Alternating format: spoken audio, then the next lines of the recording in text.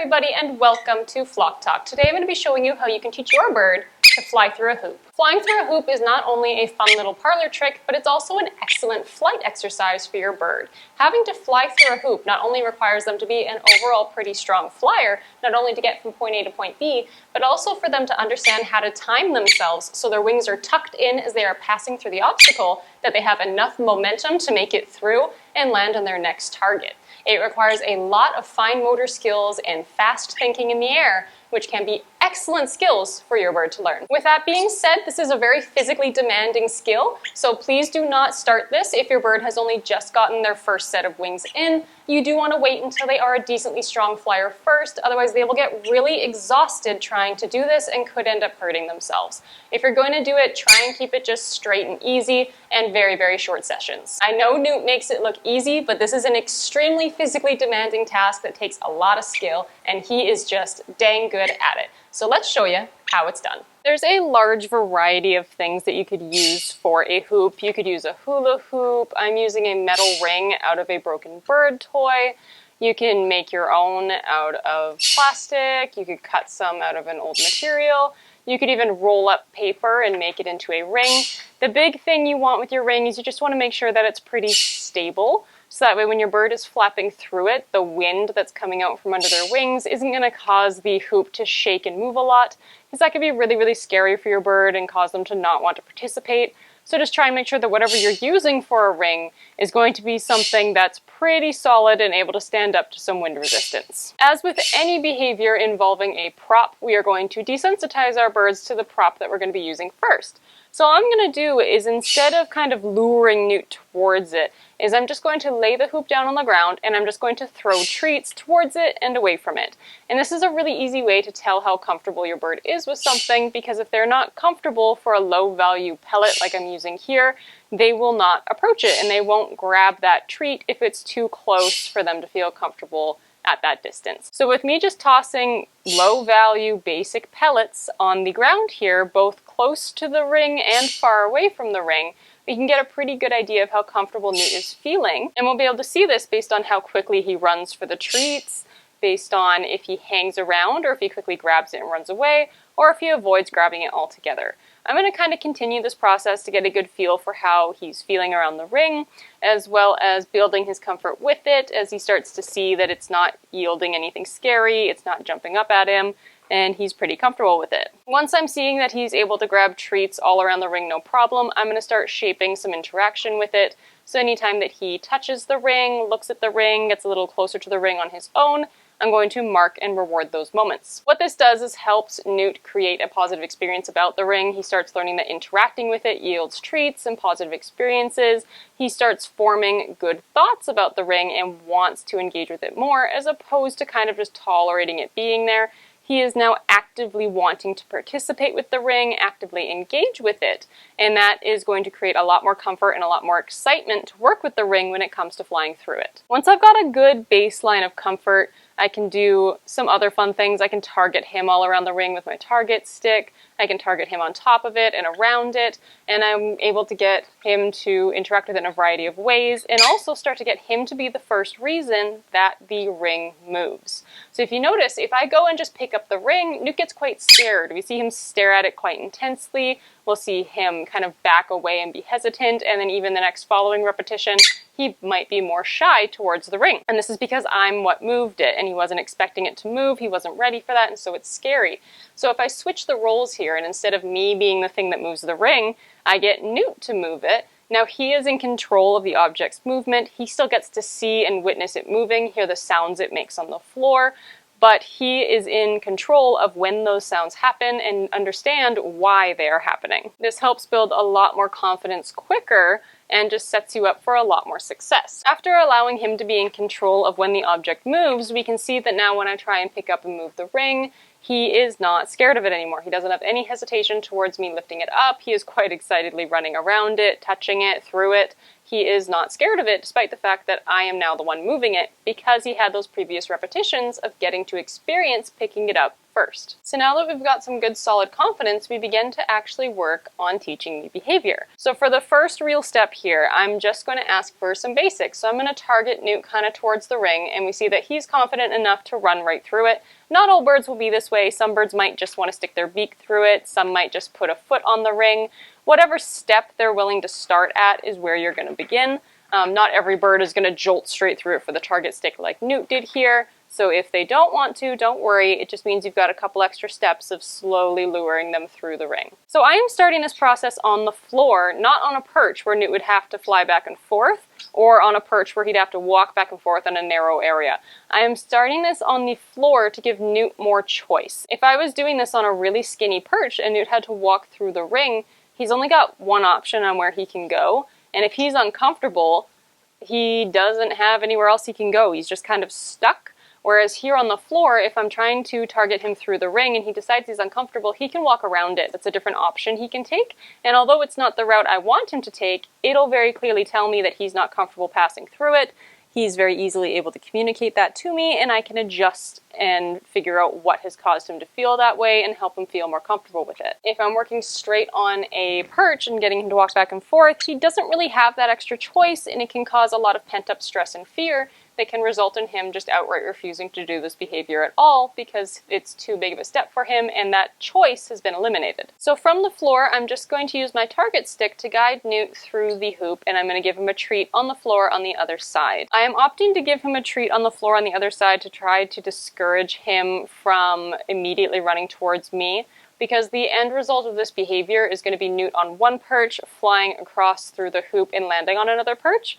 And if I constantly have the treat coming directly from me, he might fly through the hoop and then turn and land on me instead, which is not my ideal end goal. I would like him to fly through the hoop and land on a designated zone. So I'm going to guide him through with the target stick, and then I'm going to put the treat on the ground on the other side of the ring, so he's no longer having to necessarily look to me for the treat to come. The treat is only going to come on the floor, on that spot, and it kind of helps negate that desire to turn around and come straight at me for it instead. As we go through these repetitions of getting Newt to walk through the hoop, I am going to gradually work towards being able to phase out my target stick entirely until we hit the point where the presentation of the hoop is the cue for Newt to run through it. And how I'm going to go about doing this is each repetition, when Newt is looking super confident and able to run through this hoop very quickly, I am going to start to conceal the target stick a little bit more, and I'm going to start hiding it behind my pointer finger. So now the cue is shifting from the target stick that he needs to run over and touch to just the point of my finger instead. In order to transition from the pointer finger to just the hoop, what I'm going to have to do is make sure that after every single repetition of him running through the hoop, I am taking the hoop away.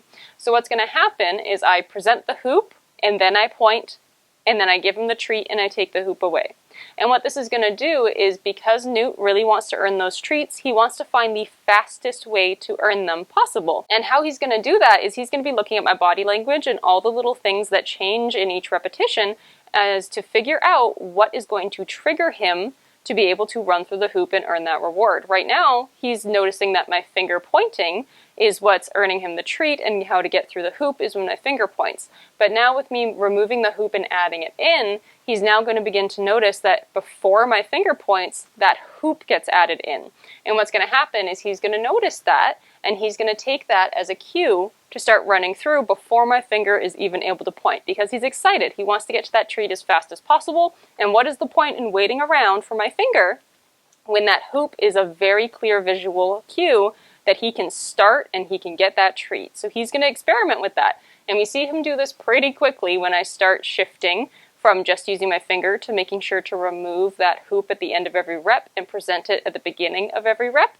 And he is going to start running straight through that hoop regardless of whether or not my finger is present. Now, if I do present the hoop and he doesn't run through, I will follow up with my finger, but I'm putting a little bit of a delay, so they're not showing up at the same time. I'm presenting the hoop, I'm giving him a second or two to think about it, and then I will follow up with the pointer of the finger to help guide him through the hoop. As we can see, Newt latched onto this concept pretty quickly, so I didn't have to slow things down for him too much, and he was able to grasp onto the hoop cue and is now able to run through the hoop very, very quickly.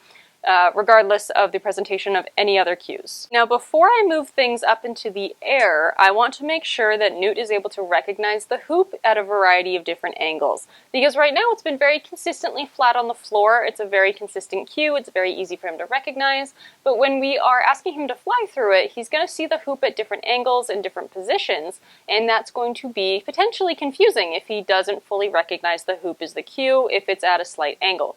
So what I'm going to do is from the floor, I'm going to begin to move the hoop a little bit to the left, move it a little bit to the right. I'm going to twist it a little bit, maybe tip it a little bit, and just change the angle of the hoop and see if he is still able to recognize it as a cue.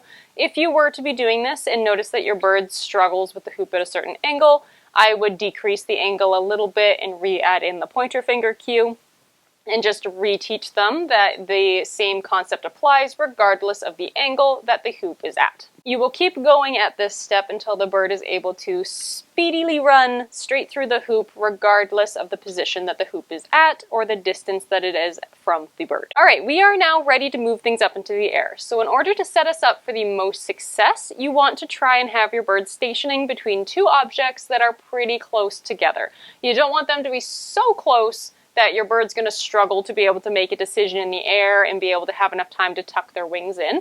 But you don't want it to be so far away that your bird might be able to deke around the hoop. You kind of want to make it a pretty fail-safe choice that they can fly from point A to point B, and the hoop is a really easy thing to go through. So prior to bringing the hoop in, I am going to just make sure that my bird knows how to station between these two spots very reliably. If I'm holding a hoop and trying to lure my bird over to a perch, I'm going to get very frustrated trying to juggle several things at once, as opposed to just my bird already understanding that I want them to go from perch A to perch B, and all I have to worry about is treats and a hoop instead. So your bird should already be station trained. I did a tutorial on this a number of years ago. If your bird does not know that behavior yet, you can definitely go and check that out.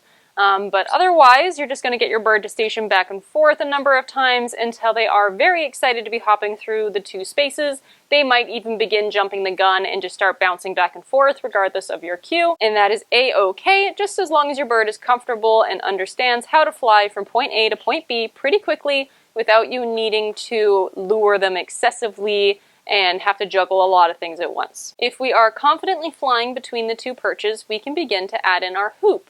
And there's a couple key things here on the placement of the hoop. So for the first couple repetitions when you are asking your bird to fly through it, you want to make sure that you are setting the bird up for the most success here. So where you place the hoop is extremely important. If you were to have your bird try and fly a very long distance and you have the hoop randomly in the middle, your bird is going to try and fly around it. They might potentially land on top of it. There are going to be a lot of options for them to pick from, and there's going to be a high chance that they're going to fail from the expectation that you have. So in order to get the most success, what you want to do is have the ring very, very close to the perch that they are taking off from, and you want to place the lower half of the ring just below the perch that they are standing on. This is going to decrease the chances of them trying to land on that perch and also make it so that way there's a very clear shot to go from the perch through the ring and to the other perch without a lot of room for them to kind of go around it and make the choice that we are saying is incorrect in this situation. This also helps them get an idea of how their wings are going to be able to move through this hoop. For a lot of birds, they haven't been accustomed to the idea of flying through a small area, and they might not fully understand that they can fit in something the size of your hoop. So by having the ring nice and close to them, they can very clearly see how big it is, they can get a feel for how wide their wings are going to be through it, as opposed to if you have this perch halfway between the two areas and they're having to fly towards it, there's a very big chance that well in mid-air, they aren't going to feel like they can do it, they're going to panic and try and make a different choice, and that's not what we want them to be experiencing. This way your bird can be stationary on that perch, you can ask them to go across, and they're able to take that second to pause, look at the ring that's squarely in front of them, be able to make the decision on how they are going to be able to pass through it, and then go through with that action, or just choose to stay stationary if they're not comfortable with it yet. If you are trying to get your bird to jump through it, and they are not comfortable with it, and they are refusing to take off, I would start with a larger ring, or potentially even a semicircle instead, so you only have the bottom half of the ring and you can slowly rotate it up through the side and over top, so that way they can get accustomed to flying with things on either side of them and above them without it being a fully enclosed circle yet. For the beginning part here, I'm not too worried if Newt does land on it, because my goal here is just to create comfort with the concept of going through the ring. That being said, I don't want an excessive number of repetitions of Newt landing on this ring, because that's going to create a situation where if I never fix it, he's going to be going long distances and just land on the ring in the middle of his flight, which is fine if that's what you want, but it's not what I personally would like this behavior to look like, so I'm going to try to discourage him from landing on the ring as he's flying through it. So while he's doing these beginning repetitions where our key goal is just building confidence going through it, I will still treat him on the other perch if he has put his feet on the ring as he's passed through. But on this next repetition, I'm going to adjust the position of the ring to make it less likely that those feet are going to land on it again. And if he happens to pass through without putting his feet on, I will jackpot that moment with either a high value reward or a bunch of lower value rewards. And this is going to cause him to be discouraged from putting his feet on it without having to experience stress or conflict from doing a repetition where he did the wrong thing and didn't earn anything for it. Because this is a behavior that's requiring a lot of skill on his point, I do not want to discourage his attempts and crush his confidence by simply not rewarding him for something as simple as just touching his feet on the perch because he didn't quite understand the criteria yet. Once you've got a situation where you can present the ring and the bird will fly through it extremely quickly without hesitation, and they are not putting their feet on the ring for like 95% of your repetitions, that's when you can start to distance the ring from their takeoff perch. And this is going to be where things get a little bit more difficult, because now your bird has to make the choice to fly through it. And realistically, if a bird has a choice between taking the easy route, which would be, going around it, or the more difficult route, which would require them to have the skill and the strength to tuck their wings in at the exact right time, they're probably going to choose the easier route. So when you start to remove the ring from the perch and you add that distance, you could potentially see a lot more mistakes. So you want to be really careful about how quickly you distance the ring from the perch, because they're going to seem like they're doing really, really well, and then if you move it an entire foot away, you've given them enough distance to go around it, and now they don't really want to make that choice because it's not as easy as the other one, and they might be thinking that they're getting rewarded just for going to the other perch, not so much for going through the ring. So this is where we get to refine that criteria and say that flying through the ring is the option that earns you the treat, not going around it. So if you are presenting the ring to your bird and they have gone around it more than 2 times in a row, you're going to decrease the distance between the ring and the perch. So there's less space for them to make the wrong choice. So there's less space for them to make a mistake. And this way your bird is being set up for more success. And they can start to realize that, hey, when I made the choices to go around, I didn't get a treat, but when I made the choice to go through, I did get a treat. And you're just trying to encourage and guide them to make the choice that you are wanting them to make. You're basically going to keep at this delicate back and forth little balance where you keep increasing the distance between the ring and the takeoff perch a little bit more, and then decreasing it if they're making mistakes, and then increasing it a little bit more, and just keep bouncing back and forth a little bit until the bird is able to progressively get more and more distances where you can have the ring basically halfway between your perch A and perch B, and they are consistently flying straight through it, understanding that going through the ring is what you would like them to do, and they are golden and confident and content with doing so. And for all intents and purposes, you could leave this behavior here. Your bird is able to fly through the ring. It is going from point A to point B, no problem. But I'm going to make things a little bit more complicated and a little bit more fun. So Newt is an extremely strong flyer, and that is important because asking your bird to fly through a ring is actually a pretty physically demanding thing. You are asking them to be able to recognize the hazard, recognize how to avoid it, and the skills that they're going to need to be able to get enough momentum to fly from point A to point B and be able to tuck in their wings for a flap to be able to still make it to their designated target and not hit the ring or the obstacle that you have between them. So this is a pretty physically demanding task. So I will say to leave it there if your bird is very new to flying. If you have a bird, however, who has been flighted for a number of years, flies very strong, has good ascending and descending skills, has shown that they are good at dodging obstacles and is pretty skilled, then I would advance to these next steps. So we are going to make things more difficult for him because I know he's going to absolutely love it. So how I'm going to make this more challenging is by step A, just making the flight distance longer. And this is challenging because now we're adding more space for him to potentially just deke around it and pick the easier choice of not flying through the ring. So I'm going to do this the exact same way we were increasing the distance between our two small perches earlier. I'm going to make sure that he can confidently fly from point A to point B without any hesitation. Then I'm going to add the ring into the situation, and then I'm going to gradually increase the distance between the ring and the takeoff perch, being careful to adjust it if he seems to be struggling, gradually moving back towards the perch, back away from the perch, until I am able to confidently be halfway between my two perches again with this increased distance. Now from here, I'm going to test Newt's flying skills and his knowledge on flying through the hoop. So far, the ring has been pretty straight, right? It's going in a straight line from perch A to perch B, absolutely nothing else. Well, I would like to make this a bit more fun by adding a bit more movement. So now, instead of having the ring in a straight line from point A to point B, I am going to move it slightly higher, or slightly to the right, or slightly below. And I'm going to encourage Newt to fly through the ring at these slightly different distances. Now for this, again, it's important to make sure that we are moving it very slowly. Newt is used to flying in a straight line through this ring. I'm now going to be asking him to use all the strength and skills required to fly vertically straight up, and then be able to tuck his wings in to go through this hoop, and then still have enough momentum to be able to re-catch himself on the other side and descend and land on the next perch. That's a lot. It's a lot they gotta do. They make it look so effortless, but it is a lot. So I don't want to just jolt this ring straight into the high spot in the air and expect him to be able to do it. I want to gradually do it, not only for the concept of it being easier for him to learn, but also because it will be easier for him to physically manage. When he's not had to do this before, it could be extremely challenging just from a physical standpoint to be able to execute this behavior. Even if he mentally understands that my goal is to have him go up through the ring and down onto the next perch, he might physically not understand how to execute it.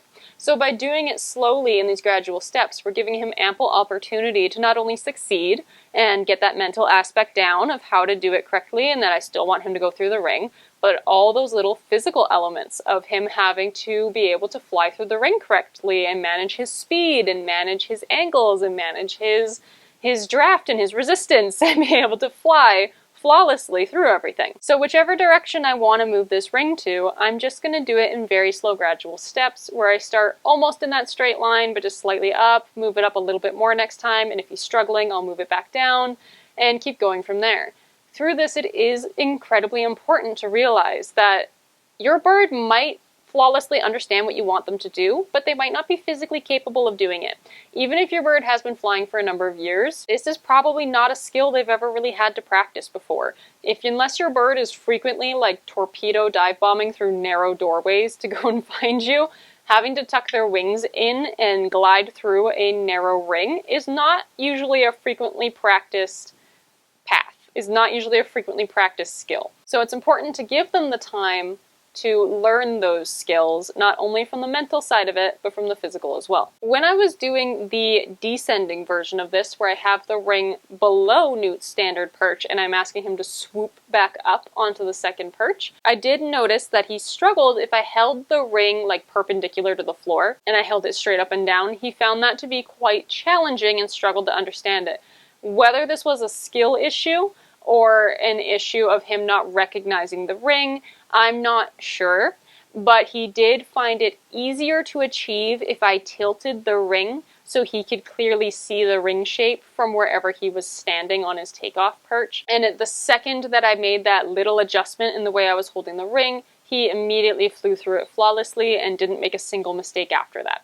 So just something else to consider. Sometimes the problem is simply the way that you are holding something, and your bird might understand what you want, but it's just a simple little mistake that they're not able to execute or they're not fully grasping. And that's pretty much it. You could take this as far as you want.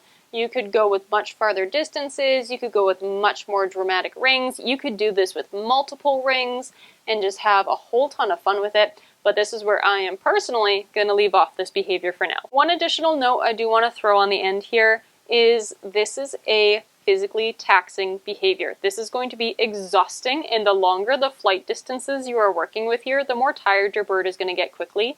So while a typical training session for most other behaviors can be anywhere from 5 to 15 minutes, for something like this, I would keep it on the lower end of that. I would keep it around 5. It's going to depend on the physical strength of your individual bird and, you know, their cardio health, I suppose.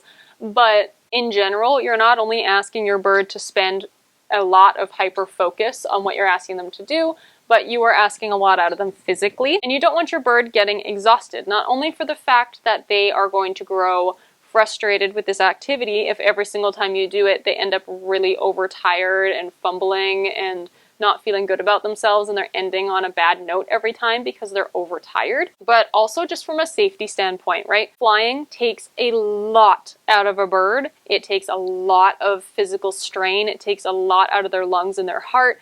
It is physically demanding. And if you are asking them to fly back and forth and through a hoop and having to manage all of these little tiny individual behaviors of how their wings are moving, they are going to get exhausted fast, and they could end up hurting themselves if they are trying to fly when they are not physically capable of doing so in that moment. So please make sure you're keeping an eye on your bird. Don't end the sessions when you are seeing them getting tired. You want to end them with them still being excited and quick and precise. If that means you only do 2 or 3 repetitions for the day, then you only do 2 and 3 repetitions for the day. It doesn't have to be a lot. You're going to end up doing a lot more harm than good if you overwork them in an attempt to get this done as quick as possible. Enjoy the training process, enjoy the bonding time with your bird, take it slow, have fun with it, don't overwork them. This is one of those behaviors that you can do just about anything with. You can get a whole ton of hoops and get them to fly around in a big circle going from hoop to hoop to hoop. You can have hoops that are up and down and left and right and have them doing all sorts of fun skills, exercising the ways that their wings are going to move, how to turn and maneuver in all these tight sorts of different obstacle courses that you can create. But that's going to do it from us today, so thank you guys so much for watching, and I will see you all in the next one. Bye!